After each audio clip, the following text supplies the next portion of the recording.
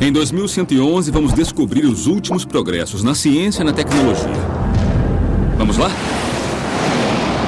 Veremos como a vida será dentro de um século. É realmente incrível. Será que a ciência poderá criar uma raça nova de super-humanos? Iremos de férias para o espaço? Nossa!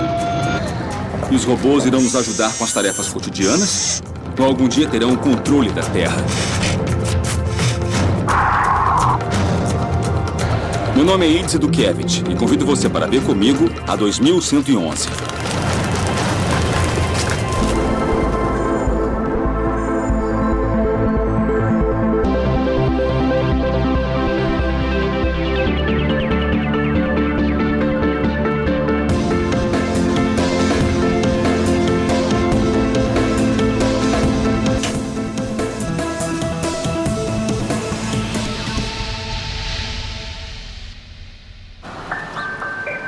O primeiro automóvel e o primeiro avião são invenções com mais de 100 anos.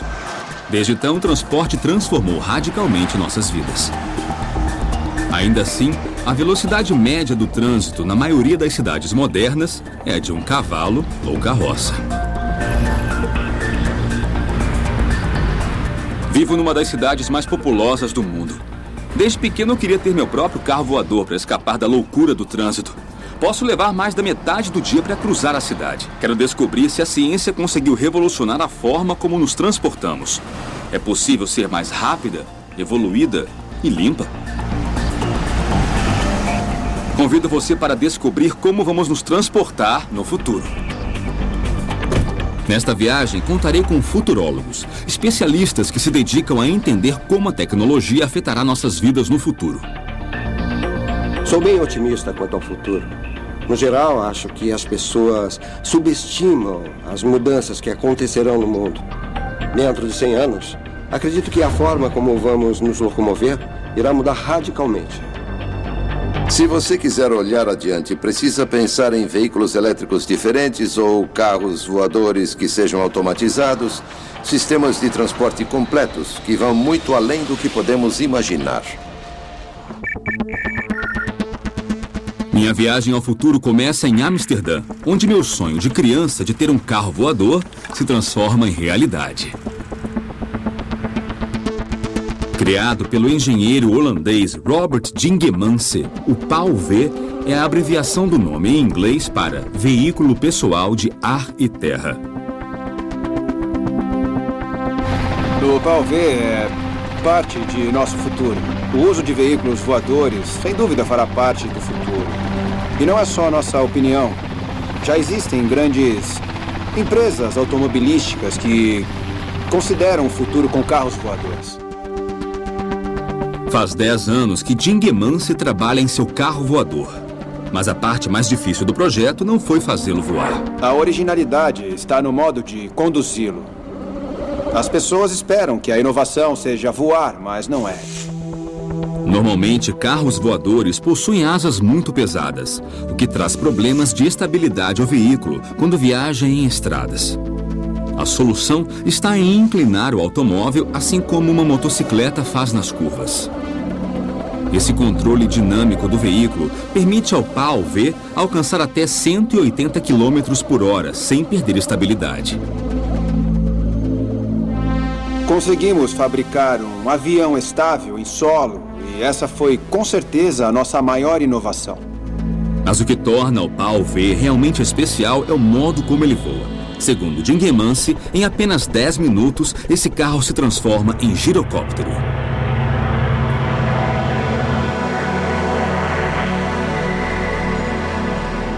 É uma modalidade de voo que já existe há 100 anos, não tem novidade. Mas é a forma mais segura e fácil de voar. E nós fizemos essa escolha para ser acessível a muitas pessoas, para que elas possam voar com seus carros no futuro. Embora pareça um helicóptero, os rotores não são impulsionados pelo motor. A hélice na parte traseira dá propulsão para frente através do ar, e os rotores giram livremente, permitindo a decolagem. Até mesmo desligando o motor, os rotores continuam a girar e o piloto pode aterrissar de forma segura. E além de seguro, ainda é relativamente fácil de pilotar. Para aprender a pilotar um PAL-V, primeiro é preciso treinar no simulador. E após 10 horas de voo simulado, você faz o seu primeiro voo em um veículo real. No total, são necessárias de 20 a 30 horas de voos reais para obter a licença. Então, estará pronto para pilotar o seu PAL-V. Sendo avião e carro ao mesmo tempo, existem problemas de design. Mas outra vez, Dingman se pensou em tudo. Outro fator importante é que não queremos funcionamento duplo. Porque se acontecer alguma coisa e tiver que reagir rapidamente, deve acertar de primeira, o que com certeza não combina com funções duplas. Aqui nós temos os controles básicos. E claro que são necessários os controles para o carro e para o avião. Para voar, ele possui essa alavanca aqui embaixo, com a qual se pilota um avião. O volante não é usado enquanto estamos voando. Carros voadores como o PAL-V, além de nos levarem de um ponto ao outro com maior rapidez, também farão com que não tenhamos que construir mais estradas. Há muito espaço no céu. Nossa ideia são sistemas de autopistas aéreas. O uso do espaço aéreo não é problema, e com o tempo existirão rotas adicionais. Criar estradas no céu é fácil, é uma mudança de software em vez de construções gigantescas.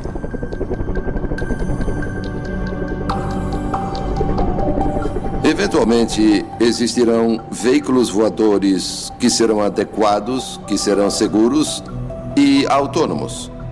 Sabe, eles estarão rodeados por uma rede e farão parte de um sistema de sensores. Poderão ser programados verbalmente ao dizer, me leve a São Francisco. E sem interferência, irão levá-lo a salvo. Caminhamos para isso. Vai acontecer. Segundo seus fabricantes, o PAL-V logo estará disponível no mercado, com a venda da primeira máquina estimada para 2015. Este girocóptero chegará a uma velocidade de 180 km por hora em solo e no ar, com assentos para 2 passageiros e autonomia para até 500 km. Meu carro voador não é mais ficção, é uma realidade. Enquanto isso, eu vou ter que continuar dirigindo no horário de pico. Com a vida corrida que nós levamos, é horrível desperdiçar tantas horas em congestionamentos. Se eu sair daqui, eu irei à Alemanha, onde nasceu o motor moderno do automóvel e onde eu posso encontrar o veículo que é a solução para o problema do transporte.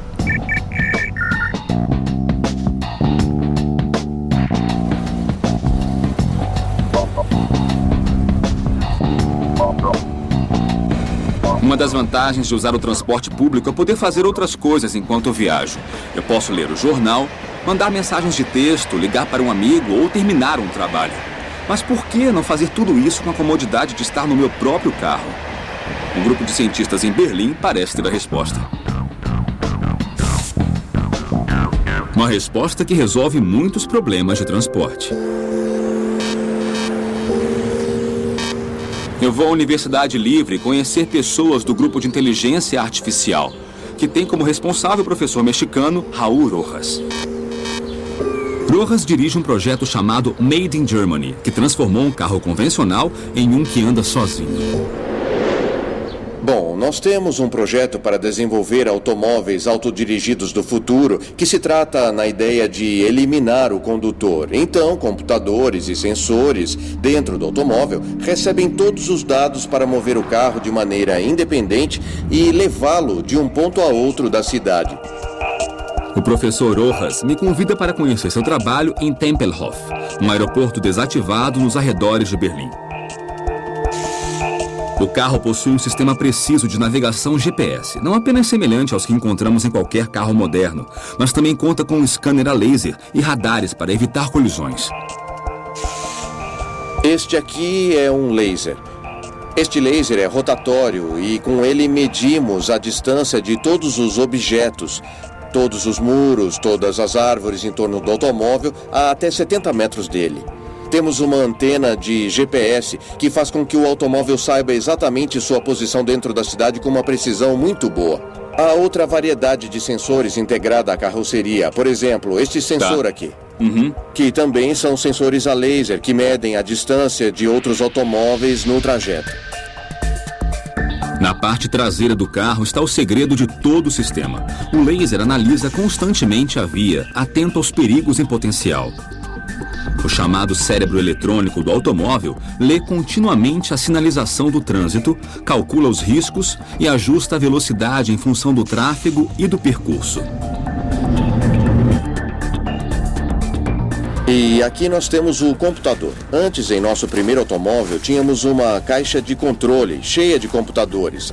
Agora utilizamos um laptop para controlar tudo. Esse é o verdadeiro cérebro do automóvel. E aqui fica todo o monitoramento. Aí fica toda a programação, o software completo. Uma tecnologia importante para evitar que pessoas perigosas ao volante como eu dirijam por aí.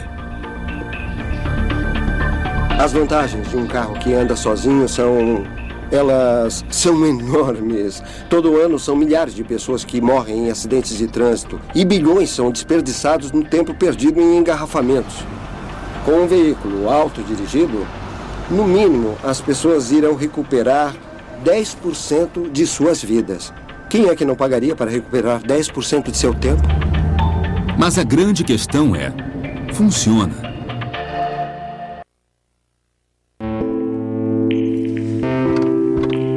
Eu farei o teste deste automóvel revolucionário que anda sozinho em um aeroporto nos arredores de Berlim. Uma tecnologia nova que promete mudar nossa relação com os carros para sempre. Automóveis autodirigidos serão tão seguros no futuro que dirigir um veículo no modo manual nas ruas vai ser proibido por questões de segurança. Vamos testar o carro em um espaço aberto. Não há outros veículos, mas o professor programa uma rota imaginária para seguirmos.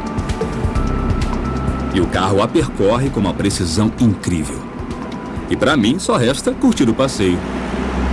Sabe que a cada invento que eu conheço e testo, eu não quero mais voltar ao que era.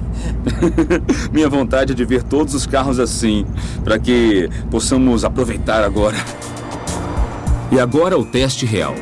Deixamos para trás as ruas imaginárias da pista de aterrissagem para testar o sistema nas ruas de Berlim. Então eu vou para o banco de trás. Esse carro que se autodirige ainda é um protótipo e, para a segurança da cidade, não pode ser dirigido por alguém que não seja um condutor certificado. E outra vez, o carro autodirigido passa no teste com honra. Ele reconhece a mudança dos semáforos, reconhece os cruzamentos e mantém visão permanente do resto dos veículos nas ruas.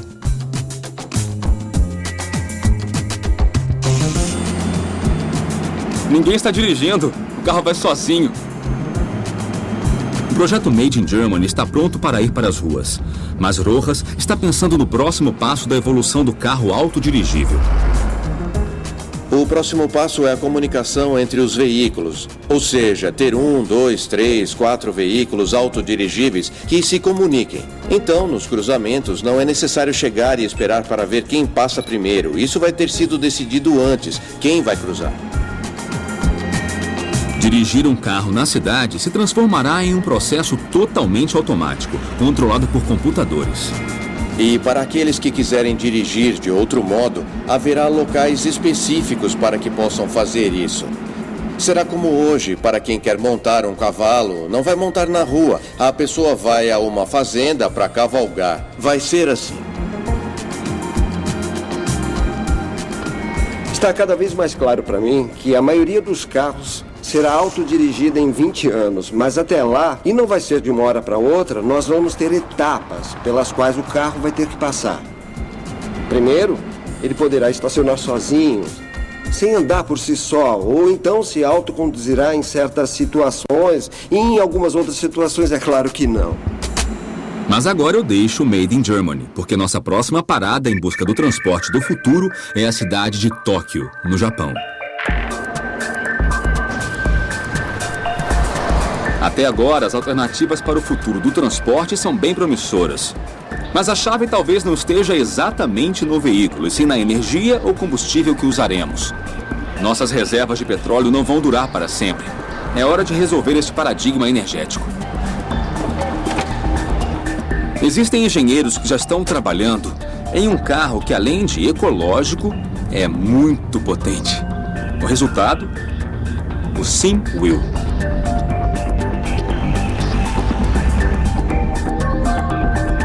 O SimWheel é um carro elétrico criado por Hiroshi Shimizu, professor da Universidade de Keio, em Tóquio. Seu objetivo é construir um carro elétrico tão bom que as pessoas comprem não por acharem que precisam, mas porque o desejam. As pessoas querem carros com alto rendimento, o que implica em aceleração, espaço interno e comodidade. E quais são as diferenças entre este carro e um de combustão interna? Colocamos 4 motores em cada roda e todas as baterias estão dentro da estrutura e embaixo do assoalho. Então, como todos os componentes para conduzir o veículo elétrico estão dentro de cada roda e embaixo do assoalho, isso deixa mais espaço livre para o interior. Tem comandos sensíveis. A eficiência dos motores elétricos é bem alta. Pode andar 4 vezes mais se comparado a um veículo com motor a combustão do mesmo tamanho. E a gente pode dar uma volta? Claro.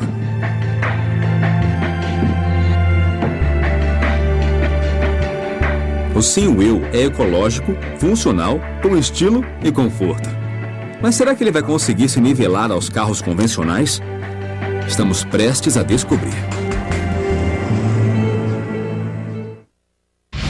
2111. Oferecimento IBM. Vamos construir um planeta mais inteligente.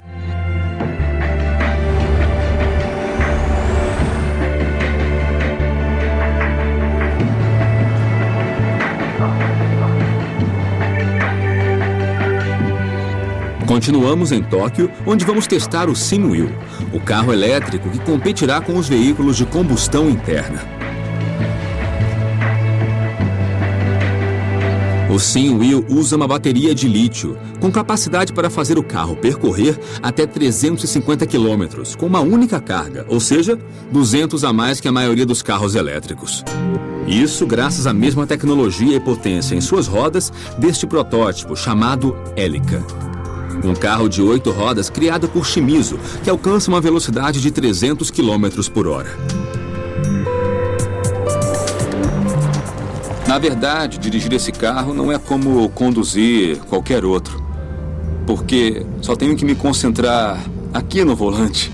Isso é a primeira coisa. Ele é macio, ele responde com muita rapidez ao acelerar e ao frear, o que também é importante. Tem potência e tem aceleração. Realmente o sentimento é futurista. E é agradável e também confortável de conduzir. Obrigado, muito obrigado. Eu quero um. Obrigado. O petróleo um dia vai acabar, isso é certo. E o SimWheel é uma alternativa a essa realidade. Então, professor. Sim? Será que esse é o futuro do transporte? Eu acho. Creio que sim. As pessoas vão querer usar esse tipo de veículo por seu desempenho. E o mais importante é que o preço da eletricidade é bem menor que o da gasolina. Então, no futuro, todas as pessoas no mundo vão poder usar esse tipo de veículo elétrico porque não trará problemas de energia.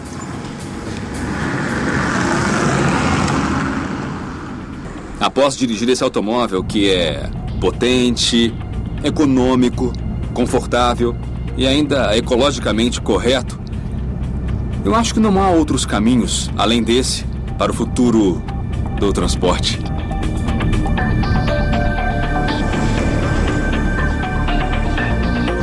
Existirão carros totalmente elétricos e, através da nanotecnologia, nós teremos baterias minúsculas e muito eficientes. Esse será o grande progresso e é nisso que trabalhamos hoje.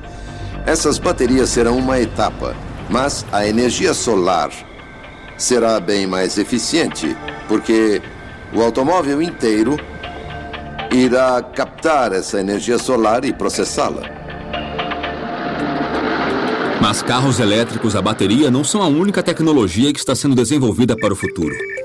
Aqui em São Paulo, engenheiros trabalham em uma solução totalmente sustentável para o transporte público.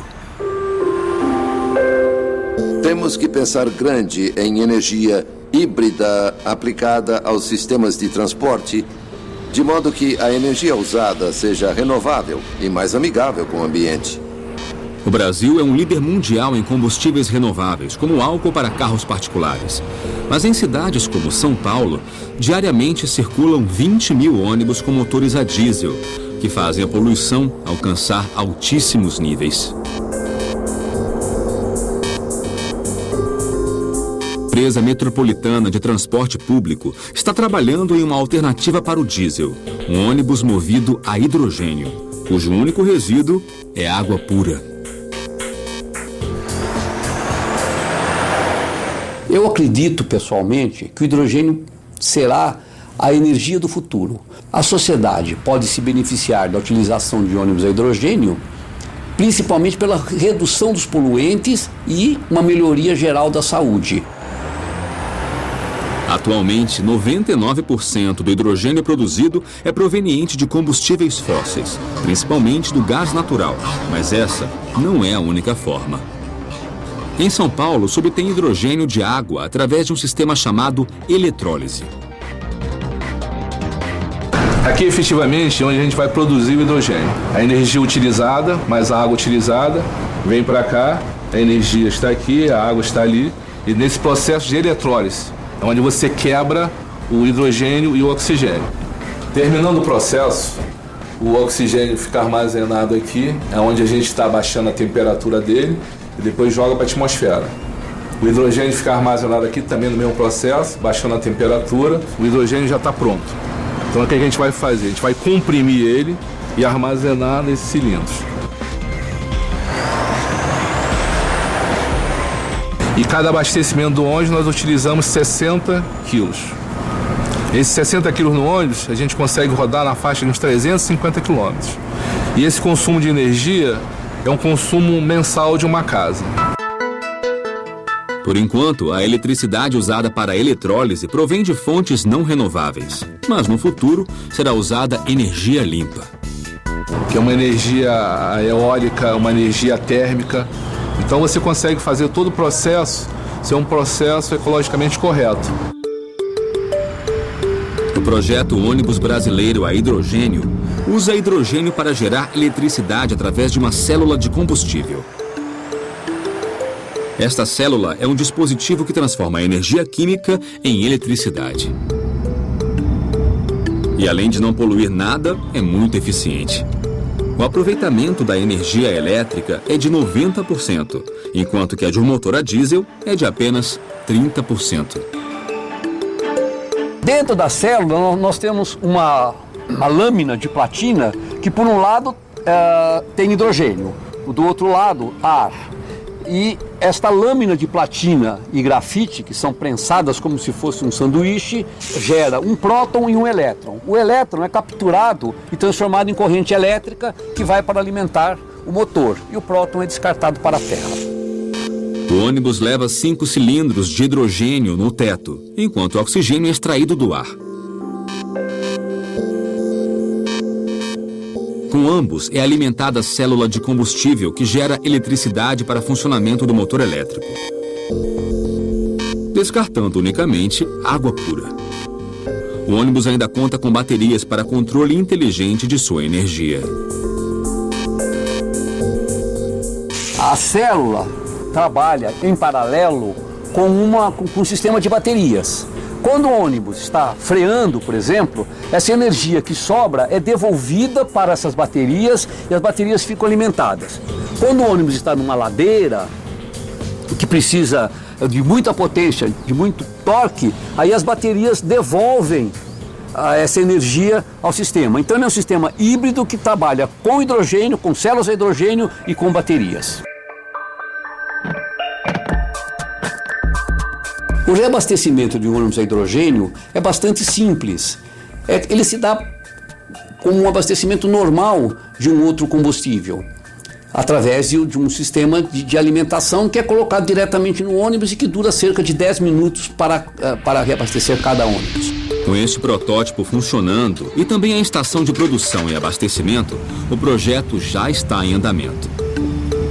Como vocês podem ver, esse é um ônibus absolutamente tradicional, igual aos outros movidos a combustão diesel. A grande vantagem dele é ambiental, porque este ônibus não emite nem poluentes de gases de efeito estufa, nem material particulado, vulgo fumaça preta, que é o que faz mal para a saúde humana. Além disso, ele é um ônibus muito silencioso, ele quase não tem ruídos, o que ajuda muito também, a população gosta muito, os usuários do ônibus gostam muito disso.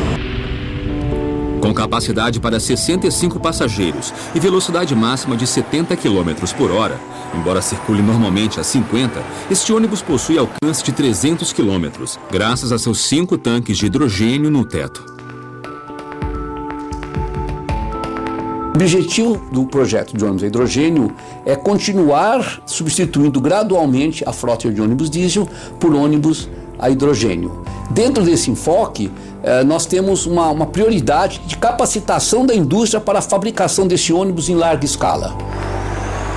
Hoje, um único ônibus e uma única estação de produção e abastecimento parece não ser nada em uma cidade como São Paulo, mas esse já pode ser um começo do que está por vir. Ônibus que não poluem, apenas respingam água. A maior parte da poluição do planeta é produzida por carros. Então, se pudermos fabricar esses carros e torná-los mais ecológicos e mais eficientes, e depois eliminar os acidentes e aliviar as regiões mais congestionadas das cidades, será possível ter um mundo melhor. E esse é o caminho. Carros e transporte público movidos por células de combustível e baterias serão frequentes dentro das próximas décadas. Entretanto, essas tecnologias não possuem poder suficiente para mover máquinas grandes como aviões ou barcos. Por esse motivo, numa estação militar secreta nos Estados Unidos, cientistas desenvolvem um combustível totalmente novo, utilizando apenas luz do sol e ar.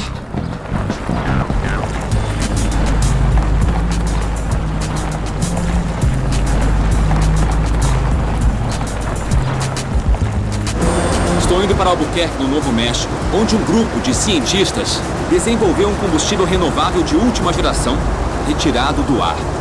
A chamada nova gasolina.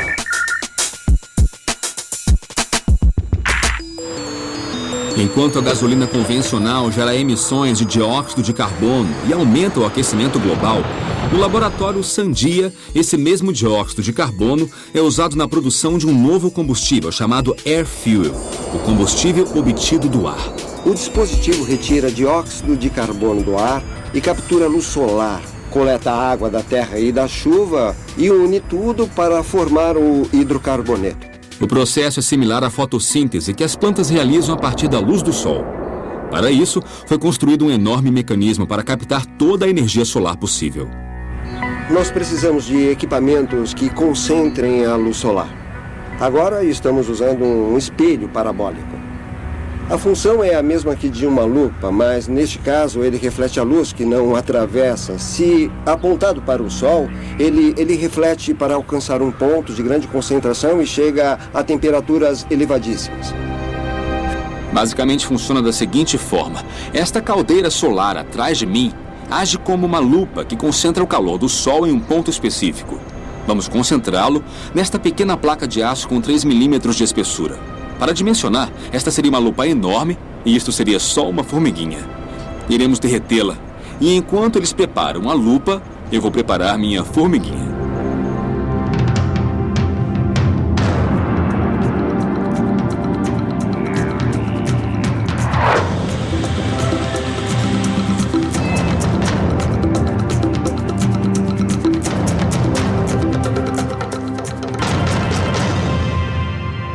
Nossa, em apenas segundos vimos o poder de mais de 2.500 sóis, que poderia chegar a 7.000 se quisessem, derretendo a pequena placa de metal. Para provocar a reação química que cria o combustível, é necessário armazenar toda essa energia em uma câmara especialmente projetada. Esse é um dispositivo chamado CR5, do nome em inglês para recuperador, reator, receptor do anel contrarrotatório.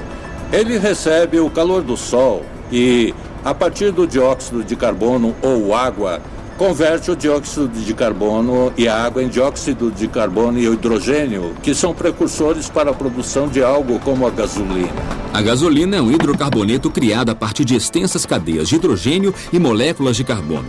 Este reator engenhoso usa uma quantidade enorme de energia solar para obter hidrogênio da água e carbono do dióxido de carbono. Elementos que em seguida se unem e formam os hidrocarbonetos. Este é um anel. Sobre o perímetro dos anéis, há um material reator que concentra a luz solar. O calor imenso libera o oxigênio. Ao girar para o outro lado, injetamos dióxido de carbono ou água com o oxigênio preso, que é o material reduzido, produzindo monóxido de carbono. O hidrogênio retorna e completa o ciclo. O projeto está em estudo. No futuro, essa tecnologia poderia fazer funcionar até motores que a eletricidade comum não tem capacidade. E o mais importante é que estes cientistas encontraram uma forma de transformar um dos maiores problemas de poluição mundial no combustível do futuro. Em vez de ver o dióxido de carbono como um produto de descarte, encontramos uma oportunidade de transformá-lo em algo útil, de dar a ele uma função proveitosa. Há 10.000 vezes mais luz solar do que precisamos para obter energia, e ela é grátis. A gasolina limpa é uma grande ideia. E além de ser boa para o meio ambiente, segundo eles, custará o mesmo que a gasolina convencional. Gasolina do ar. Acho que eu estou vendo o futuro.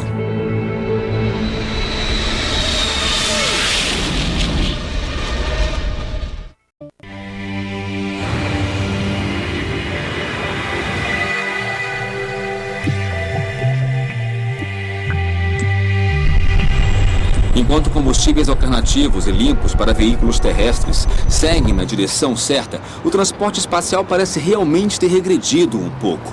Nos últimos anos, o ônibus espacial não decolou e a NASA está sem planos de mandar uma missão tripulada a Marte em curto prazo. Entretanto, graças à privatização das viagens espaciais, podemos continuar pensando em novas aventuras, já que algumas empresas fizeram parcerias com governos para não perderem o sonho de olhar a Terra do espaço. Nossa investigação nos leva a Hawthorne, na Califórnia, onde fica a SpaceX, uma empresa de pesquisa espacial associada à NASA. A SpaceX desenvolveu meios de transporte próprios, entre eles o Dragon. Uma nave espacial reutilizável que, em maio de 2012, se transformou no primeiro veículo comercial da história a chegar à Estação Espacial Internacional. Para alcançar esse objetivo, a SpaceX passou anos desenvolvendo seus próprios foguetes de lançamento, chamados de Falcon 9. Mas o grande desafio é criar e lançar naves capazes de nos levar além de onde já chegamos. O sonho de muitos de nós parece estar em contagem regressiva. Isso será possível graças ao fato de empresas privadas abaixarem os custos operacionais e de construção. Enquanto isso, o desejo de viajar para o espaço pode nos levar a um lugar mais próximo, a atmosfera. Está começando uma concorrência pelo mercado de turismo espacial. E com a concorrência chega a inovação. Uma empresa na Espanha procura um jeito de mandar pessoas ao espaço por um custo menor. A fronteira espacial parece estar mais perto do que nunca. A empresa Zero to Infinity, localizada em Barcelona, trabalha num programa de voos para o espaço próximo. A inovação da proposta é que não irão utilizar naves espaciais, mas balões atmosféricos. O projeto se chama InBloom e tem como responsável José Mariano López, um engenheiro aeronáutico que já trabalhou para a Agência Espacial Europeia. Quando era criança, pensava em coisas como cada um ter seu satélite, poder ver o que acontece em qualquer lugar do mundo ou viajar além da atmosfera para ver como o planeta é azul. Como não me satisfiz com a explicação dos astronautas, Eu gostaria de tornar isso uma realidade. Com o fim das viagens espaciais, Lopes retomou uma antiga ideia de exploração espacial deixada de lado nos anos 60, quando a ciência se voltou para o desenvolvimento de foguetes. Mas ao contrário dos voos experimentais do século passado, o projeto Inbloom conta com design e materiais da atualidade, bem mais eficientes que os dos anos 60, além das condições meteorológicas especialmente favoráveis durante o ano todo na Espanha. O balão que utilizamos, Inbloom, sobe unicamente graças à flutuabilidade do hélio. O hélio é um gás nobre. É um subproduto da extração do gás natural e não produz nenhum efeito nocivo ao meio ambiente, o que é muito importante para nós. Quando a cápsula chega ao seu limite de 36 mil metros de altitude, 99,5% da atmosfera terá sido percorrida. Assim, além de um espetáculo turístico único, as janelas panorâmicas também serão uma oportunidade de realizar pesquisas científicas. Os passageiros poderão ficar por até 3 horas no espaço exterior. Então a cápsula inicia uma descida precisa com um paraquedas especialmente projetado. Os testes do Inbloom tiveram a supervisão de Steven Peterson, especialista notório que já lançou centenas de balões em todo o mundo, até em locais bem hostis como a Antártida. É uma grande oportunidade porque temos aquela cápsula que estão vendo e podemos somar benefícios científicos. Mesmo sendo um voo turístico, construímos com esses cuidados. Também podemos levar equipamentos científicos de diferentes proporções e realizar experimentos nessa viagem turística. É ainda outra oportunidade de diversificar como fazer turismo e experiências científicas e desenvolver um sistema novo aqui na Espanha. Com cerca de 100 voos anuais entre voos científicos e aqueles destinados à experiência, ao lazer, para nós já estaria bom. Mas o potencial é bem maior. E os planos de negócio que estudamos indicam que o ramo do turismo espacial, do espaço privado, terá uma parcela bem significativa na economia do século XXI. A empresa planeja realizar o primeiro voo tripulado entre 2013 e 2015. E mesmo com muitos testes pendentes, não faltam ideias para esta proposta alternativa. Já estamos pensando nos próximos lançamentos, estamos pensando em lançar balões mais eficientes. Queremos alinhar tudo para o primeiro voo tripulado. É uma atividade que não tem fim. Seja a atmosfera, a Lua ou Marte, os sonhos parecem não ter limites. E passar férias nesses lugares é o desejo de muitos. Tirar férias no espaço virá com a necessidade de emoção, de aventura. Nós vamos ter colônias espaciais em órbita ao redor do planeta. O turismo espacial será muito importante.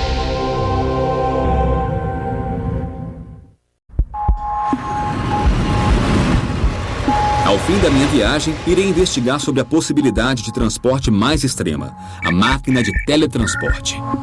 O teletransporte já existe. Podemos teletransportar um papel colocado em um aparelho de fax que realiza uma cópia dos detalhes na folha e então os reproduz fielmente no outro extremo. Todo mundo já se acostumou com essa ideia, tanto que em algumas conversas reservadas, quando nós conversamos, nem falamos em teletransporte. Mandar um fax é uma coisa, mas teletransportar objetos físicos é outra bem diferente. E há pouco tempo era até impossível. Agora eu vou conhecer o professor Akira Furusawa, que criou a primeira máquina de teletransporte. A máquina de teletransporte está aqui, na Universidade de Tóquio. Mas antes de vê-la, o professor Furusawa me dá uma aula de física para entender este mundo complexo do teletransporte quântico. Na comunicação cotidiana, por exemplo, a máquina de fax, nesse caso, você conserva o original. Mas não é o que acontece aqui. Na mecânica quântica, não se pode fazer uma cópia. No teletransporte, essa é uma partícula que será transportada e deve desaparecer. E essa mesma partícula deve aparecer em um outro lugar. A máquina de Furusawa não teletransporta gente, e sim fótons. Os fótons são partículas minúsculas de luz criadas por um laser infravermelho. Essa é a nossa máquina de teletransporte. usamos uma luz infravermelha bem forte. Por isso usamos os óculos de proteção. Tá. O segredo do experimento é que os fótons de luz do laser estão interconectados. De acordo com a teoria quântica, esses fótons sempre estão ligados. Então, o que acontece com um sempre reflete no outro. Um fóton viaja do ponto A, conhecido como Alice, ao ponto B, conhecido como Bob.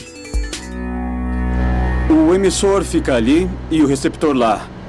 O emissor se chama Alice e o receptor se chama Bob. Alice e Bob não estão conectados. Não. O teletransporte une os dois. Exato, é isso mesmo. Nossa! Alice e Bob se transformam em dois portais. Qualquer coisa introduzida em Alice instantaneamente aparece em Bob. Entretanto, os pares de fótons unidos devem chegar a Alice e Bob exatamente ao mesmo tempo, ou a informação se perderá e o portal será quebrado. Após anos de testes, Furusawa conseguiu criar uma máquina de teletransporte quântico confiável. Professor, eu queria muito ver isso funcionar. Podemos teletransportar algo? É claro que sim. O professor liga a máquina e, de acordo com a indicação na tela do computador, a luz foi transportada com êxito do ponto A, Alice, ao ponto B, Bob. Sendo assim, no futuro, haverá teletransporte. Para ser sincero, eu ainda não sei dizer porque o ser humano tem muitos átomos. E, no momento, isso é informação demais para sabermos. O corpo humano possui tantos átomos que o mapeamento e envio de tudo e de cada uma de nossas partículas subatômicas levaria bilhões de anos. Em 100 anos, o teletransporte irá acontecer para objetos inanimados, mas eu acredito que não teletransportaremos pessoas até lá. Talvez existam questões filosóficas que comprometam a ideia de sermos destruídos e então depois recriados. Eu não vejo possibilidade de teletransporte para matéria orgânica, sejam humanos ou qualquer ser vivo. Acho que isso é bem mais complicado. Mas acontece que a física do teletransporte diz que isso é possível. Acredito que será necessário mais de um século para estudar tudo isso. Apesar de Furusawa ter um longo caminho a seguir para o teletransporte de pessoas, sua máquina já teletransporta informação. Em um futuro próximo, o sistema será usado para obtenção de conexões de internet de banda larga com uma rapidez que nunca imaginamos. E com o mundo cada vez mais conectado, talvez a necessidade de viajar acabe. A necessidade de transportar humanos ou objetos físicos irá diminuir no futuro graças à realidade virtual. Se estivermos a quilômetros um do outro, poderemos nos encontrar em um meio virtual. Será como estar juntos, apesar da distância que nos separa. O potencial é grande para o transporte do futuro.